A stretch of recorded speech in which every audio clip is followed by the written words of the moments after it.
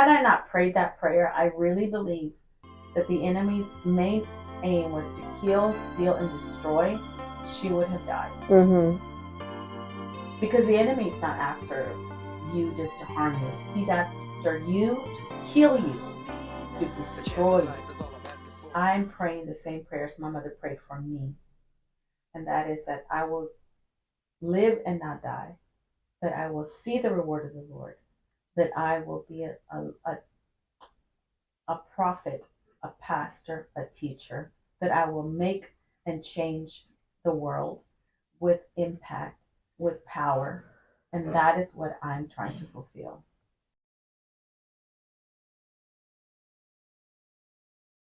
Thank you for watching, Overcomer. And today I want to introduce to you someone that's very dear to my heart. I know that I've mentioned before, but this is such a special time right now for me to present someone that has just been so dear to my heart. Not only is she my daughter, but she is my friend. She has been a shoulder that I can lean on. And it is beautiful to have a daughter that you can do that with as a parent. And she is a mother of two, Michaela and Ava. I want to welcome to you today, Brenda Wynn. Hello. Hello. Yeah, because you stepped into a crowd of people that were jumping him, and you actually stood like in the gap for this guy. Yeah. And you actually even threw the keys at him, if I remember correctly. Yeah. So that he could escape from them jumping him. Yeah.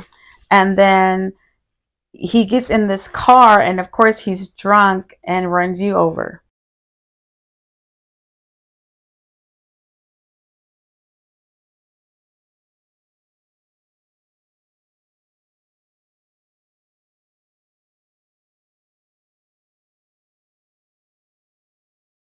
Yeah, and it was crazy because he tried to claim it was an accident, but for you to leave that place, the house that we were at, you had to reverse to leave.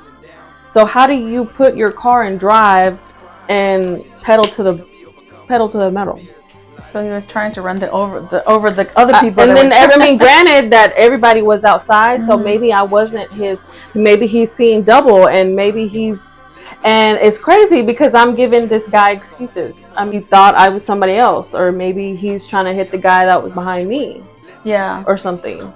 So, and there's like a crowd of people over here, and I'm sitting right here, and I'm like, maybe he thought he could turn the wheel all the way and actually hit this whole group of people. Regardless, though, at the end of the day, it was not an accident. You were aiming to hit somebody, and you hit somebody. The doctor that I was working for, I had called him, and I had told him, my daughter's been in an accident, and they're taking her to the hospital now. Just wanted to know if there's any possible way that you can go there. And of course, being the doctor that he is with all of his patients, very attentive, he went to the hospital. It was about 3 o'clock or 4 o'clock in the morning. Yeah. I'm praying. I'm saying, God, this is, give me the strength to whatever I see I'm going to be able to deal with.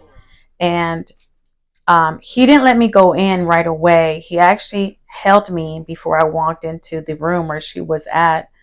And he said, you need to be strong because she does not look good. And the situation does not look good. So it's going to take her probably a year to recover from the injuries. And I was like, injuries?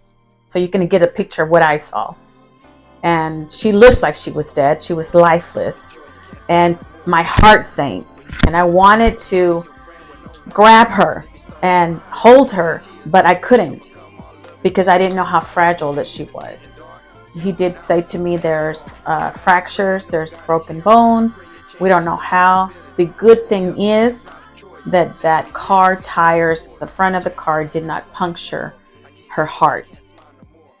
So Brenda, my sweet daughter, Mom, sweet mom.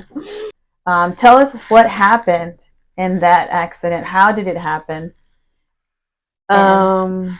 Okay, so there was a party And I went to this party with my best friend. We go. Um, we pretty much knew everybody that was there except for this one person that we didn't know that was he was causing trouble, starting, he was getting mad, and he's like hitting a girl, he's hitting another girl, he's fighting another guy, and then he's getting jumped. It was just like a lot that was going on. I was super, super drunk, and I just knew that him getting jumped was just not, it wasn't right. So I'm in there trying to help get these people off of him, and I pick him up, put him in his car, get him in his car, tell him he needs to go, and then I'm standing in front of the car because the only way to leave is you have to reverse. And so I don't know what happened after that. I was just standing in front of the car, he's in the car, and then next thing you know, I wake up, I'm on the ground. I wake up and I look kind of like up, and I see his tire, and I see the headlights, and his tire is turning. So I'm kind of like, I'm putting two and two together, like, okay, I just got hit by a car, and I'm laying there on the ground. There's people around me, and I had contacts in, so I guess my contacts like rolled to the back of my head, and I couldn't see anything, but I could hear familiar voices, and they're like, are you okay? Are you okay? Blah, blah, blah. Like, I can't, nothing's coming out of my mouth. I want to say, like, yes, I'm okay. Like, just let me get up. Just let me get up. And they weren't like, no, no, no, no, no, don't get up. Don't get up. And so I'm like, okay. And then I black out again. Next thing you know, I'm waking up. I'm in the ER. And I'm in the ER. I hear my doctor, where my mom worked for him. And so I hear him like, Miss Wynn, do you know what happened to you? And I'm just like, no, wait, yes, I think I got hit by a car. And they're telling me that they have to pop my hip back into place, and I'm just like thrown for a loop. We're going to clean you up. We're going to put some stitches in, here and here or something like that. I can't really remember. I remember they had to transfer me from one bed to another bed so that I could get x-rays. And I just remember like screaming because I was in so much pain, but I didn't know what was wrong. So then I black out again right before I go into the x-ray. I remember blacking out, waking up again, and I hear my mom, and my mom's like, can y'all clean her up or something? Can somebody do something? I don't know. I just heard her, and I was like, oh my gosh, I must look tore up because my mama is in here yelling. I think after that, everything started to be familiar, kind of, because I saw my best friend, my mom was there, and they were all kind of like freaking out. They're like, "Are you okay? Like, are you in any pain?" And at that point, I couldn't feel anything because I didn't know what was going on. I guess it was so bad that they just sedated me because I had to go to another hospital. The trauma center there in Longview wasn't, I guess, advanced enough to handle injuries. Yeah. So then I guess they sedated me and they put me in the ambulance, and then we went to Tyler. And then I remember waking up in Tyler, and they're like, we gotta get x-rays. And I'm like, please, no. Like, they already did x-rays in Longview. They're like, well, we have to get our own x-rays. I'm like, yeah, okay. And then they transferred me, and I just remember like screaming again, like, oh, I screamed and then like passed out because I was in so much pain. Then it wasn't until I guess the next morning when they told me everything, like, your hip popped out of place, your pelvis was shattered, your nose was broken, you had a gash right here and right here above my eyebrow. My femur was fractured. I had 2 or 3 fractured ribs. How many surgeries did you go? I think it was only 2 because they did my pelvis and my nose in the first one, and then and then the second one was just to remove the exterior fixator. We were in the hospital for about a week and a half, like 10 days. We were in the hospital, and the first couple of days was really, it wasn't that bad because I was just heavily sedated. I couldn't feel anything, and they were telling me not to really move because they had to put pins and screws into my pelvis to put it back together because it was shattered into pieces, I guess. So I remember waking up in the morning in ICU before the surgery, and he was kind of telling me, the doctor was kind of saying, you know, this happened, this is what's broken, this and this, and I was kind of just, I think the nurse had just put my pain meds into my IV, and I just went like in the middle of him talking to me, and I think you were there and you were just kind of like listening to what he was saying. I was like, she's got it, I'm passing out right now, and I was in so much pain I couldn't move. It hurt to just lay still and breathe. That's how bad it hurt, because when your ribs are fractured, like just taking a deep breath hurts.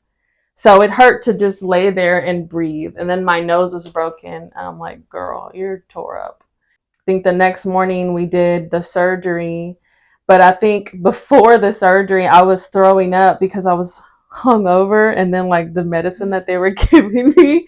So the nurse was kind of freaking out because she was scared that I was having like a brain bleed because I was throwing up. She was thinking the extreme because of my accident, which I'm not mad at her for, but I was like, I think that was the first moment where I had actually laughed at my situation, because I couldn't cry about it. It was because it was hurting. It just hurt to cry. And I remember each nurse coming in there and they're like, what happened to you? What happened to you? I'm like, oh, I just got ran over by a car. And they're like, from that day and my whole healing phase, it was such a dark time, but it was the best time of my life. Really? Yes. Yeah, I like to look at it as the best time just because I learned a lot about myself. What'd you learn? I learned a lot of the stuff I wouldn't tolerate from people in general. What did you 100%. tolerate before? I was kind of just one of those. I was just that person that was kind of like, oh, just take everything on the chin. Like if you're being mean, or you're kind of like, I didn't really kind of speak up for myself or what I wanted, or I didn't really kind of communicate. Like if you said, hey, let's go, whatever, I'm like, okay. Even though that's not what I wanted to do, I'm just like, okay, sure. And where do you think that came from? I don't know. I don't know where that came from. I think it's just more of me being a people pleaser, probably, because I didn't want people to like, oh my God, like she never wants to do what I want to do, or we always do what she wants to do. So I just kind of rolled with the punches. But during my healing phase was around the time where I was like, well, I want to do this and I'm going to go do it regardless. And my best friend at the time, she was one of those friends I was like, yeah, I got you. Like, I'll take care of you. Like, we'll do it. So we'll do it together. We'll do this together. I'll be with you the whole time. And so I became real comfortable in my skin and getting to know who I was, and realizing that I don't have to put up with nothing that I don't want to put up with. And the relationships that I was in at those times were also just like things that I wouldn't tolerate, or things that I just didn't want to go through, or didn't want my kid to see me through. It was a lot that happened, but I don't think I would have been able to get through any of it without like you and Vinny and Tiffany and Cassie, Chanel, Yay. It was just a handful of people that were just, they knew what was going on, but they weren't going to. Maybe like a year and a half into it was when my friends were like, what are you doing? Like, you're always at the bar, you're always drinking, like it's a Tuesday, what are you doing at the bar? I'm like, why not? Because you recuperated. You were, yes, you were on bed rest. You were not able to walk. You had the fixator. Yeah. On there, so people can understand that. So she's in bed rest, can't get out of bed. She's wearing a fixator across her waist, and she's not unable to use the restroom, get up, do the normal things that we do every day. Brush your teeth, go to the bathroom, all of those things. It was almost like it was a retraining again. Yeah. And it was me like a baby. She was a baby to me again, where I had to bathe her. I had to do her hair, and where I had to clean her, and I had to feed her, and I had to bring things to her. And everybody else that helped did the same thing. People would bring her lunch. They would bring her things. So it was a time where she was unable to walk Yeah. and just do nothing for yourself. It's like basically everybody had to attend to you. Right. And I think Ava was at 9 months, I think. Yeah, she was 9 months at the time. Hey. How you doing? Good. Better. Are you crooked? I'm leaning. What you eating? Candy. Candy makes the world go round. So not being able to hold Ava the way she wanted to, Yeah. it was painful. So she's dealing with the situation, the the immobility in her body, and at the same time the emotional aspect of not being able to do what a mother should do for her child.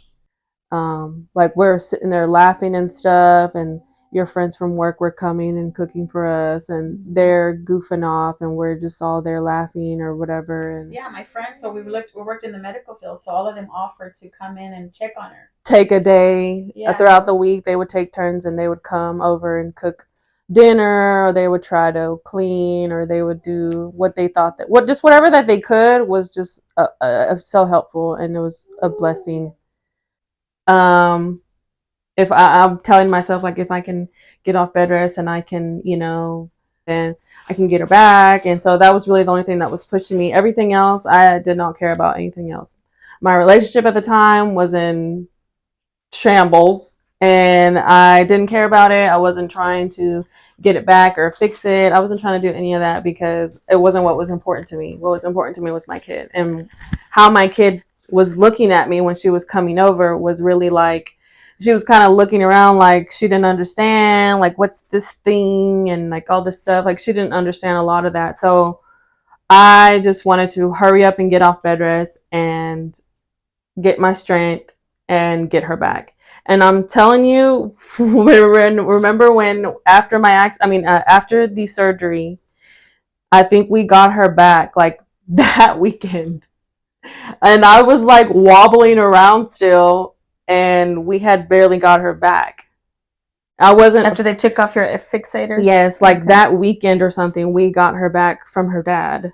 And I was like, I don't even care because whatever. And that was around the time Miha started walking also. Try it again. She wasn't walking yet. And she started walking, and me and her kind of were like holding hands, wobbling around the apartment together, walking together. So it was pretty cool. I mean, I tried to look at the high points and not the low points, but I really feel like I didn't.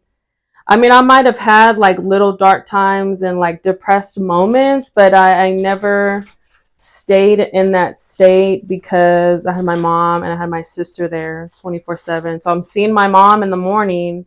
She's giving me my shot in my stomach every day because I needed it every day.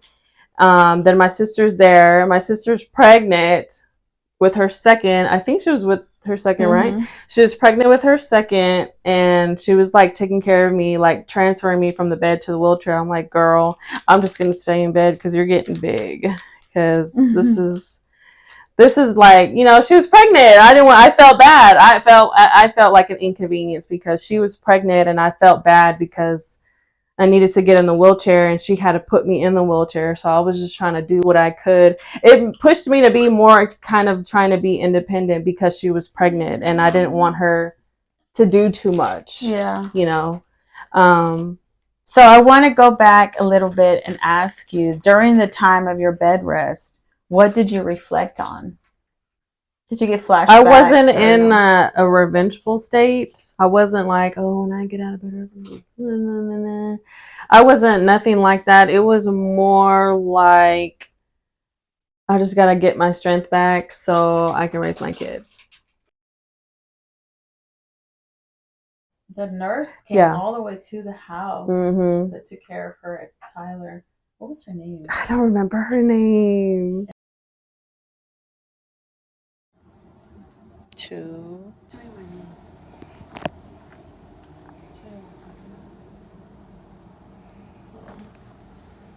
Pops out. Say hi, Daddy.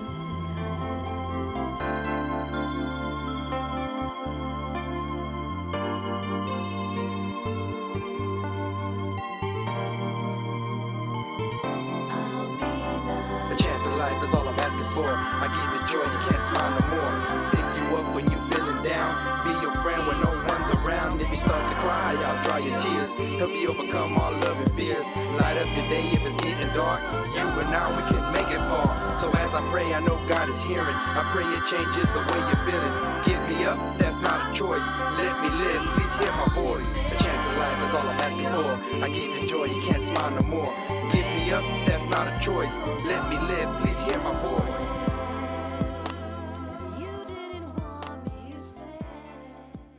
Yeah. Pretty cool. Crazy stuff. Crazy stuff.